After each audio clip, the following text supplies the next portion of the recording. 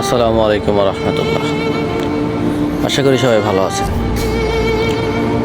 আজকে আমার জীবনের বাস্তব একটা কথা শেয়ার করি। মানুষ কিন্তু আমি একটাই, তবে আমার ব্যক্তিগত চরিত্র আলাদা আলাদা। এই যেমন ধরেন, কারো কাছে আমি গম্ভীর একটা মানুষ, আবার কারো কাছে বদমেজাজি,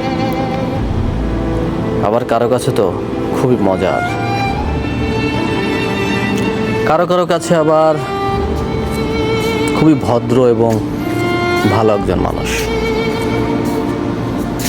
কিন্তু আবার কারো কারো কাছে এই পৃথিবীর সব থেকে নিকৃষ্ট, খারাপ, বাজে মানুষ, সেটাও আমি। কি আর করার বলুন, জীবন তো আমারই, তাই এটা আমারই সহ্য করতে হবে। প্রতিটা মুহূর্ত শুনে আসছি মানুষের কাছ থেকে আলাদা আলাদা মন্তব্য। কিছুই করার নেই, যে যেভাবে বলে ভালো থাকে, আমি চাই সবাই ভালো থাকুক, যে যেভাবে বলে শান্তি পায়। আর কি করার।